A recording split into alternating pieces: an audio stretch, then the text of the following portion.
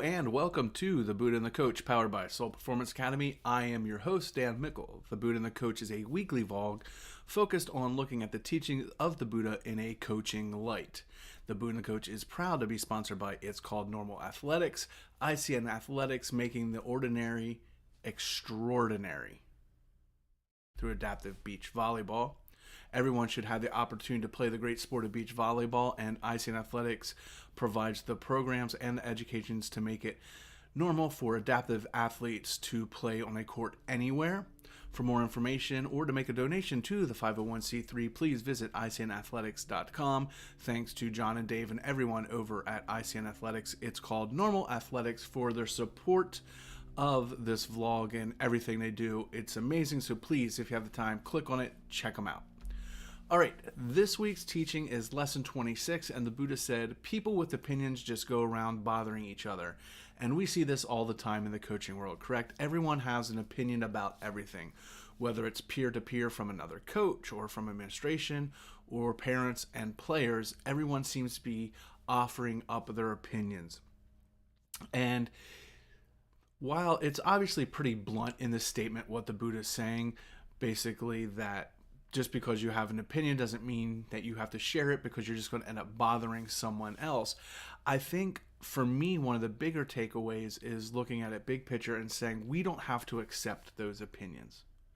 Just like when we work on mindfulness and we recognize that we're having thoughts, and instead of putting any time and effort and energy, we just say, oh, yep, there's the thought, and we go on and we continue to work and try and stay in the present. I think that's kind of what the Buddha is saying here. It's not so much attack on people having opinions. It's more about looking at why do we even take the time and put any value in those opinions. So how do we separate that, right? It's really tough as a coach. A lot of times you're at a tournament or in a match or in a game and things aren't going well. Everyone's going to start giving their opinions and you can get flooded with it. And the key really is you have to look at who your stakeholders are and who you're surrounding yourself with. Those are the opinions that matter. This isn't saying that no opinions matter. It just means that you need to trust those around you, whether it's your assistants, whether it's certain players. Obviously, sometimes you have players that are really tuned in with what's going on the team and the surroundings, and they are a great resource for their opinion. But you can't take the opinion of everyone around you, or it's going to be like that scene from Superman where he's in outer space and he can hear everyone's thoughts and he kind of starts to go crazy.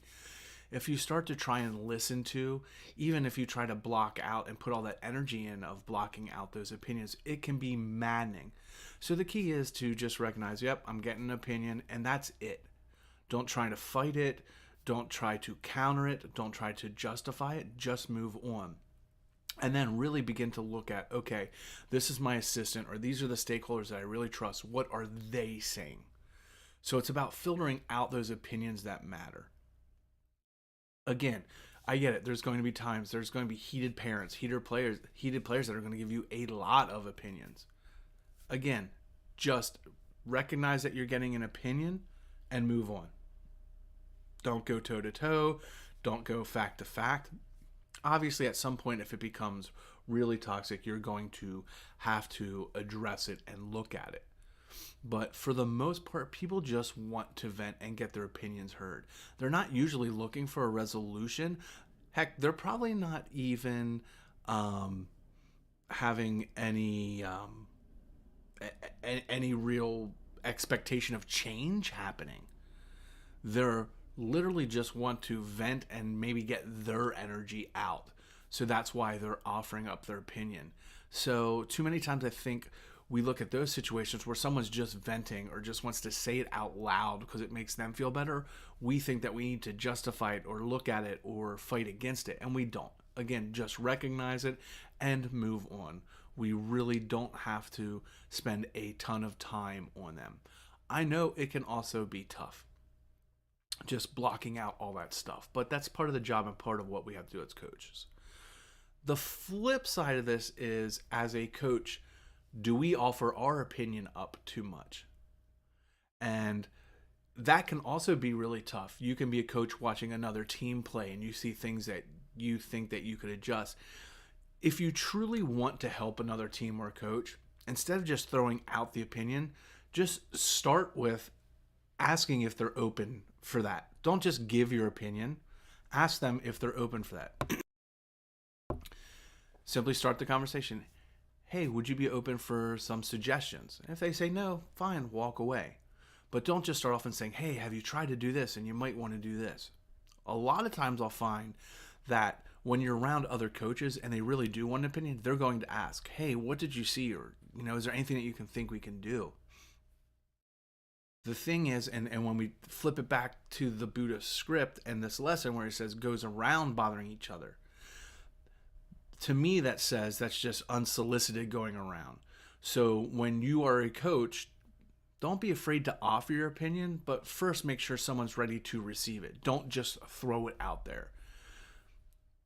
Chances are a lot of times what you're about to say, that coach may already know, and they're either hoping someone else can confirm it like you, or they know why it won't work, and then they get frustrated when people keep telling them to do this. Oh, you should try this and you should try that. We have to be careful that we want to jump in and help so bad, and we want to grow the sport and grow the game and help things, that often we actually make it a little bit worse by just piling on and giving too much information and too much stuff for another coach or even another player to deal with. So again, just like if you've ever heard any of my conversations or talks about conflict resolution, you want to start by making sure the other party is ready to receive it. So if you feel like you really do need to give your opinion, first check to make sure that who you're giving it to is ready to hear it. Because timing is everything when it comes to opinions, and your valid points may fall on deaf ears if it's not at an opportune time for the receiver of that or for the other coach. So again, the takeaways from this lesson for me are, first is ignore all the chatter around you. Remember who you trust and go to them. Now, that's, again, not saying that you should just build this little fortress up in an echo chamber and those are the only people you listen to, but make sure you know the value that someone brings when they're offering their opinion, or are they just saying it because that's what they see and they really don't know what's going on. And then the second side is, if you're going to offer your opinion, make sure that the other side is ready to receive it and you're not just going around blurting out your opinions. All right, that is it for this week's episode of The Buddha and the Coach. Remember, you can reach out to us across all social medias at Real Dan Mickle, or you can reach Soul Performance Academy at 717 Soul. Peace, much love, don't suck, and we will see you next week for lesson 27 of The Buddha and the Coach.